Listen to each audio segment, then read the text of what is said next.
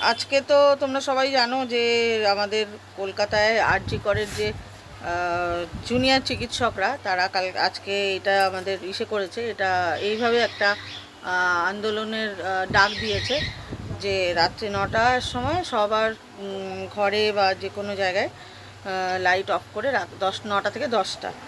তো আমি তো দুদিন ধরে আসিনি, কারণ আমাদের সামনেই পুজো হচ্ছে, তো ওখানে প্রচণ্ড মাইক বাজছে। তো আজকে চলে এসেছি। আজকে আমাদের টপিক হ্যাশট্যাগ আমরা সকলের কৃতজ্ঞতা এমন একটা ওষুধ যা ভ্যাকসিন, অ্যান্টিঅক্সিন এবং অ্যান্টিসেপ না হ্যাঁ অ্যান্টিঅক্সিজেন না অ্যান্টিটক্সিন এবং অ্যান্টিসেপটিকের কাজ করে। কৃতজ্ঞতা এমন একটা ওষুধ, তো এটা আমাদের আজকে শাশ্বতী দিয়ে দিয়েছে। তো এটা কৃতজ্ঞতা, এগুলো ভ্যাকসিন, এগুলো কিনা আমি ঠিক এটার সাথে রিলেট করতে পারছি না, কিন্তু আমার মনে হয় যে হ্যাঁ, কৃতজ্ঞতা অবশ্যই স্বীকার করা উচিত। যারা সত্যিকারের মানুষ তারা অবশ্যই এই বোধগুলো তাদের মধ্যে আছে যে তোমার জন্য যদি কেউ কিছু করে সেইটা সারা জীবন, আমি একদম সোজাসুজিভাবেই বলছি যে যদি তোমার জন্য কেউ কিছু করে তার জন্য তোমার সবসময় কৃতজ্ঞতা মানে কৃতজ্ঞতা হওয়া উচিত, যে হ্যাঁ আমি থ্যাংক ইউ বলা উচিত। সেটাই হচ্ছে কৃতজ্ঞতা স্বীকার। অবশ্যই কৃতজ্ঞতা স্বীকার করা উচিত। এটা যদি আমরা আসলে এটা আমরা কজ করে ফেলবো, যদি আমরা স্বীকার না করি তাহলে ব্যাড কজ করে ফেলবো। তো সঠিক মানে ঠিক পথে যাওয়ার জন্য অবশ্যই কৃতজ্ঞতা স্বীকার করা উচিত। তবে হ্যাঁ, কৃতজ্ঞতা স্বীকার সেটা ভ্যাকসিন, অ্যান্টিঅক্সিন এটা ঠিক আমি রিলেট করতে পারছি না। তো শাশ্বতীদি যদি না ভিডিও করতে পারো অবশ্যই বুঝিয়ে বলো, বা দিদি সবাই তো ভিডিও করবে। এই মুহূর্তে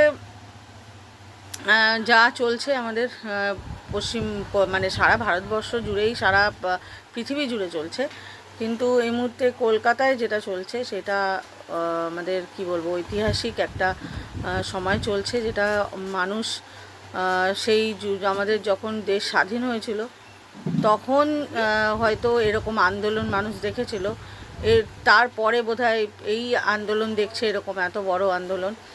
আর এটা দরকারও আছে, যেভাবে চারিদিকে সব কিছু হচ্ছে, এটা দরকারও আছে। তো যাই হোক, যা হয় ভালোর জন্যই হচ্ছে, যা হচ্ছে ভালোর জন্য হচ্ছে। তো সেই জন্য সেইভাবে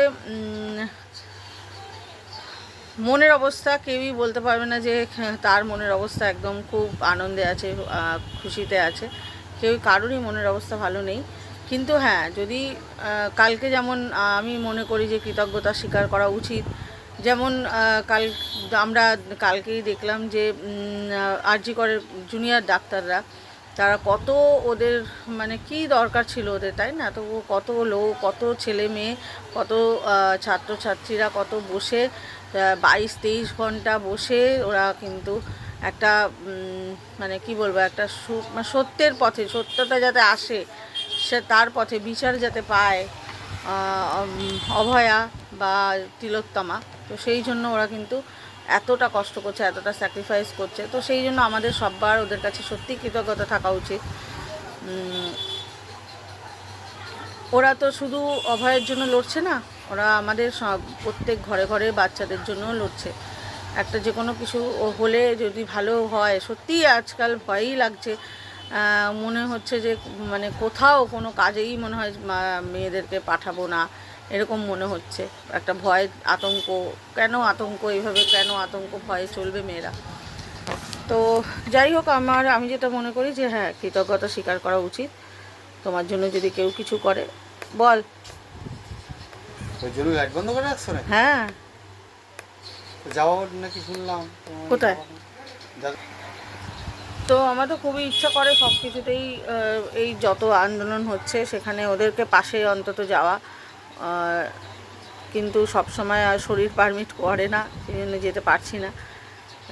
তো যেটা বলছিলাম যে কৃতজ্ঞতা স্বীকার, আজকে দিদি যেটা টপিক দিয়েছে, আমি জানি না, হয়তো সেইভাবে মানসিক অবস্থাও নেই যে এটা অত কিছু ভাববো। তো যেইটুকু মনে হচ্ছে সেইটুকুই বললাম, যে হ্যাঁ অবশ্যই আমি মনে করি যে প্রত্যেক মানুষের জন্য, যারা তোমার জন্য একটুকুও কিছু করেছে, তাদের জন্য তোমার কৃতজ্ঞতা স্বীকার করা উচিত। অনেক মানুষই হয় যে সেটা ভুলে যায় বা অস্বীকার করে, কিন্তু আমার মনে হয় করা উচিত। আমি করতে চেষ্টা করি, জানি না কতটা কি পারি কি পারি না। তো এই বললাম, আজকে অন্ধকারেই যেহেতু আমাদের এটা রয়েছে, তো সেই জন্য আমি এখনই করলাম। একটু আগে করতে পারতাম, কিন্তু তখন আমাদের এখানে মাইক বাজছে এত জোরে। আজকে আমাদের মায়ের বিসর্জনের দিন, তো সেই জন্য মাইক টাইক বাজছে, সেই জন্য ভিডিও করতে পারিনি। তো এখনই একটু মাইকটা বন্ধ হয়েছে, তো সেই জন্যই এখনই ভিডিওটা করলাম। চলো সবাই আমরা একটা ভালো সুখবরের আশায়, একটা ভালো বিচারের আশায় আমরা অপেক্ষা করি, আর এইভাবেই এগিয়ে চলি।